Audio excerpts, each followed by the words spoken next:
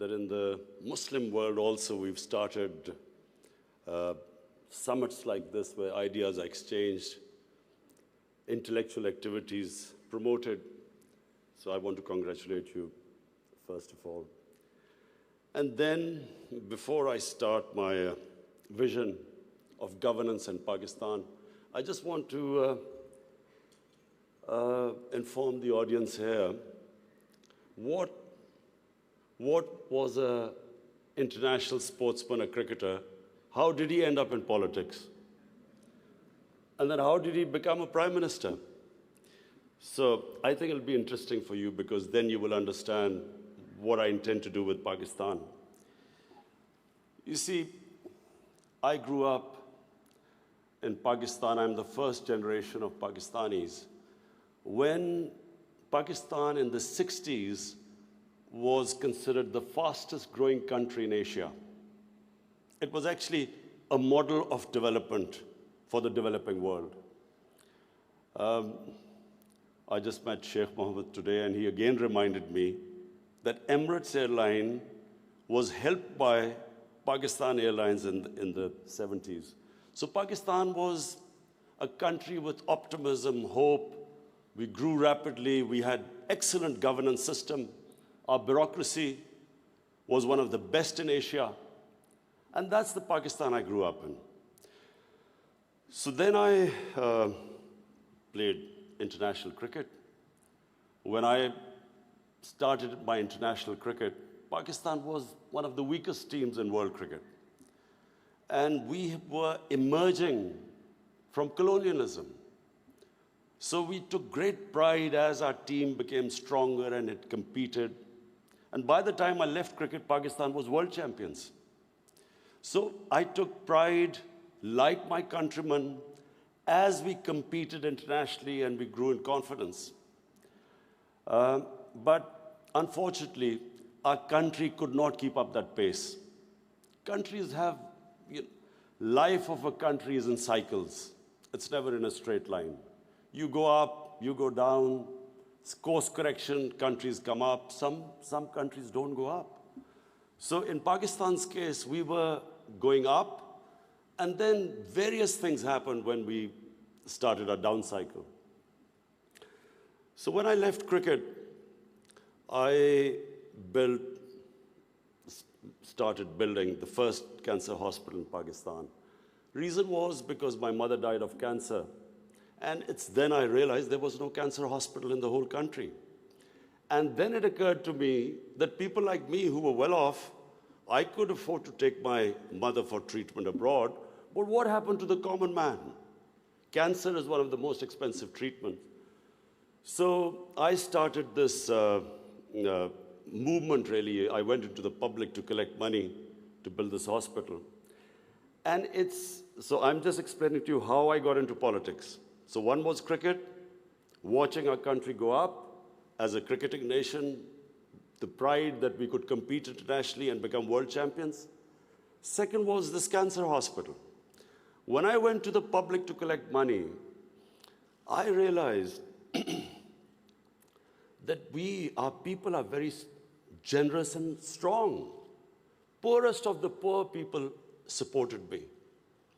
And I did what no one ever thought would happen, is that from public, I eventually collected money and built the hospital. And not just that I built it. It's a cancer hospital where 80% of patients get free treatment. Cancer treatment is one of the most expensive treatments. So then first I built it, and then to run the hospital, I again went to the people. And so it is the only private cancer hospital in the world which treats 80% people free, because it's the people who donate to the hospital. They built it, they run it. So I kept thinking, why is it that people are so generous to build a hospital and run it, but why don't they pay taxes? We were a country, and then I discovered we're a country which is amongst the top 5 countries in giving charitable donations. But at the same time, We are right at the bottom in giving taxes. And the reason was that people did not trust the government. They thought that their taxes were wasted by the government. It was spent on the lavish lifestyle of the ruling elite. So why would people pay taxes? And of course, then the levels of corruption, because corruption is basically stealing taxpayers' money. But there was a third reason why I ended up in politics. And that was, I watched, first of all, I used to play professional cricket in England, so half my year was in England and then half in Pakistan. And I saw how a developed country, how the institutions worked, why they went ahead, how the governments were accountable, how there was meritocracy, and above all, how there was human development, the money spent on human beings. So I could compare what was going on in Western countries, and then I could see what was happening in our own country. But then I also saw other countries develop, and one of them was UAE. I used to play cricket in UAE from 1980 onwards, and I saw UAE kept developing. And then afterwards, we saw China develop. So the common thing in all countries that have gone ahead is governance. And governance has two aspects. One is a government has to be accountable. The more accountable a government, the more clean a government, the more successful it is. And secondly, again I repeat, is meritocracy. The better the system of getting the best talent to the top, the better the country. Let me just give you a sporting example. Australia is the most successful cricketing country in cricket history of over 200 years, because Australia has the best system of bringing its talent up. Pakistan, in my opinion, and I'm not prejudiced, I understand cricket better than probably everyone in this hall. Pakistan has the greatest talent. Of all the countries I've played, I've never seen as much talent as in Pakistan. But we do not have a system of bringing that talent up. So what's the point of having great talent if you do not have a system of meritocracy which brings the talent up? And that's in every field. In the 60s, the reason Pakistan went up, because our civil service exam was the toughest. It was the most, all the young people wanted to go into Pakistan civil service. It was the toughest exam. We had the best talent that came up. And in 60s, the reason we progressed, one of the main reasons, was a civil service of very high quality. And gradually, as our system of merit went down, so did the country. So I wanted Pakistan to go up. And as I said, I saw UAE going up. The way each year you came, it changed. It got better and better. And similarly, and of course the greatest example is China. For me, the thing about China, which is just remarkable, no nation in the history of mankind has done what China has achieved. In 30 years, they have brought 700 million people out of poverty. It is just a phenomena which has never happened in human history. And of course, my motivation, again, of the Pakistan I wanted to see was based, and I am a student of history, Islamic history especially, was on the Prophet, or Prophet, peace be upon him, the state of Medina, which he created. Now, why do I say the state of Medina? Because the state of Medina laid the foundation of one of the greatest civilizations in the history of mankind. The principles that found the foundation of the state of Medina is what, for the next 700 years, was the greatest civilization on earth. And what were those principles? The state of Medina was founded on incredible principles of justice and humanity. It was the first time a welfare state was made, a state that took responsibility of the weak, what China has done right now. That was the state of Medina, where first time a state took responsible for its poor, its weak, its orphans, its widows. In the state of Medina, the first time pensions were created. Old people were also, it was a humane state. And secondly, there was justice, rule of law. These were the two main things. And the third thing, the Prophet of Islam, peace be upon him, made seeking knowledge a sacred duty. The word was that even if you have to go to China to seek knowledge, you must. Those days going to China meant not coming back. So the emphasis on seeking knowledge. For the next 700 years, all top scientists were Muslims. And that was the state of Medina. It laid that foundation. And then the way minorities, other religious people were treated. The Prophet signed famous, the Misaq-e-Medina. There's still a letter in St. Catherine's Church which was signed with the Christians that your places of worship will be, till the end of time, they will be protected by Muslims. Secondly, that no forcible conversions would be in Islam. Thirdly, the Prophet's last sermon, it is a charter of human rights. It's about how human beings are equal. So it was a humane state created, rule of law, emphasis on education, that led to the growth of Muslim civilization. So this is, in Pakistan, we want the same basis of our state. The rise of what I believe, the way our country will rise, it will go back to those principles. We must, number one, have rule of law, everyone equal before the law. State must be accountable. We must have a welfare state where the state must take responsibility of its poor people. Half our population is on the poverty line or just above, and about 25% are below the poverty line. The state must take responsibility. All policies of the state must be, like in China, how do we lift the people from the bottom? And the most important thing is that we must, in Pakistan, start a reform program.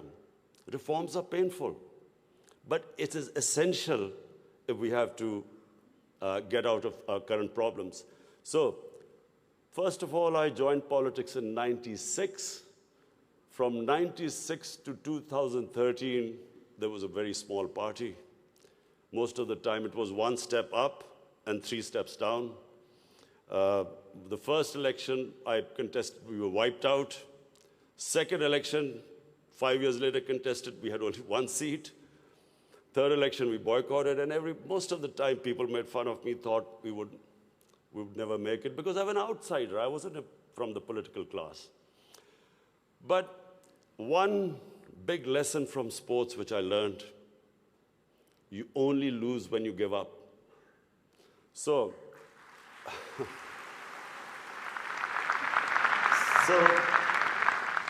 kept learning from my mistakes, kept getting up, falling, getting stronger. Eventually, we formed government in one of the 4 provinces in 2013, and it was the KP province, which was devastated by war on terror. It was on the border of Afghanistan, the tribal areas, the whole fighting took place in that region.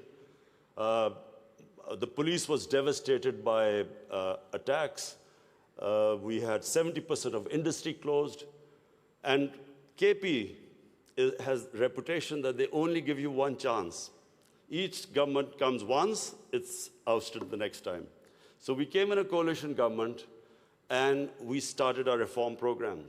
First of all, we started spending money on human development, health and education. Secondly, we did, first time in Pakistan history, no party had done before, we started spending money on climate change. Pakistan is about 8th in the countries that are most vulnerable to climate change. So we took this ambitious mission of planting 1 billion trees in 5 years. And then we reformed the police, depoliticized our police, depoliticized our bureaucracy, and then started tourism. Because KP has a lot of tourist sites. It has was the center of Buddhist civilization, so religious tourism, but we have the best mountain scenery there. So anyway, by the end of 5 years, we had half poverty in those 5 years. The poverty had gone half. And a province which never gave you a second chance, we came back with 2/3 majority in 2018. Not only did we win there, then we formed government in the last election. We got 17 million votes, which is the highest ever won by a party. And so now we have our reform agenda. And as I repeat, reforms are painful. You know, when you take reforms, when you make reforms, people suffer. They go through difficult times. It's like a surgery. When you conduct surgery, for a while, the patient suffers, but then he improves. The worst thing that can happen to a society is that you keep postponing reforms because of the fear that you will have opposition, the vested interest will stand up, and you don't do reforms. So we've started on an ambitious reform program. That's number one. We are trying to change improve all our economic policies. We have trying to cut down our fiscal deficit. We are trying to improve exports, cut down our imports. We have unfortunately had to raise bills because we came up with, when we got into power, we had massive fiscal deficit and current account deficit. So we are doing that. But in my opinion, Pakistan now has a chance. Already we are seeing optimism. Investors are coming into our country. We feel that this is the time that Pakistan will take off. The most important thing, and while talking to Sheikh Mohammed last time, he told me something very interesting. He said that you must allow businesses to make money. Investors must make profits. And the reason is simple. If people don't come into business for charity, they come into business to make money. So if they can make money, more people come and invest. So this is what we've done. We have started working on ease of doing business, making it easier for people to do business, easier for the investors. We are changing our tax laws, which were very cumbersome. So we are conducting a series of reforms. And already, we're seeing the signs of the country improving. But most important, Pakistan has the best tourist potential. At the moment, we have hardly any tourism compared to other countries. But Malaysia, with just beach tourism and resorts, Malaysia has $22 billion it makes from tourism. Turkey, with beach and historical sites, beach tourism, Turkey has $42 billion from tourism. Now, Pakistan has probably one of the best mountain scenery anywhere in the world. Half the world's highest peaks are in Pakistan. Pakistan has 1,000 kilometers of coastline. Pakistan has the oldest historical monuments, probably as old as anywhere in the world. We have Indus Valley civilization, which is 5,000 years old. We have Peshawar, the oldest living city in the world, 2,500 years. Lahore and Multan, ancient cities. But what we have, probably more than any other, hardly any other country has, is religious tourism. We have, for Muslims, we have the Makkah and Medina of the Sikhs. The Sikh religion has the two holiest sites in Pakistan, and we have just opening those sites for Sikhs. And we have opened up a visa regime. First time in Pakistan, we have 70 countries which can come in and get visa at the airport. We also have, I mentioned I mentioned Buddhist civilization, the Gandhara civilization, which was the cradle of Buddhist civilization, is in KP, north of Islamabad. Some of the ancient sites, the biggest sleeping Buddha, 40 feet, is in Haripur. And then we have, for the Sufis in Islam, we have some of the greatest Sufi, highest number of Sufi shrines all over Pakistan. So what we are doing is we are opening up the country. We are opening up for tourism, investors. And I would like to finish my talk by saying something else which Sheikh Mohammed said. Sheikh Mohammed said, apart from this great thing which has stuck in my mind, that a businessman must make money. You see, what happened in Pakistan was people were making money. Then came 70s and we had a socialist government.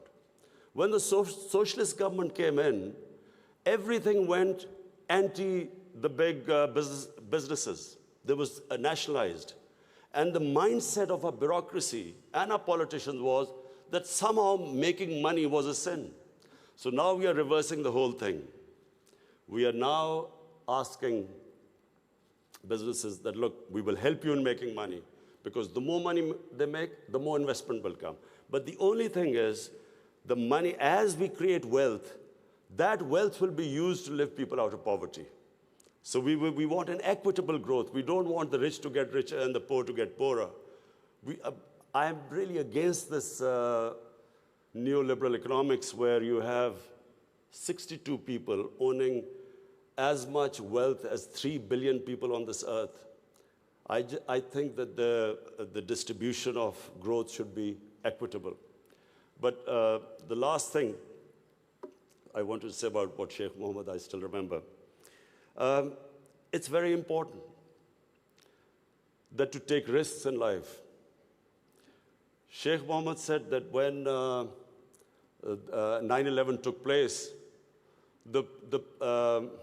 he immediately called up Sheikh Ahmed in Emirates Airline and said, buy aircrafts and engines of aircraft, because everything went down.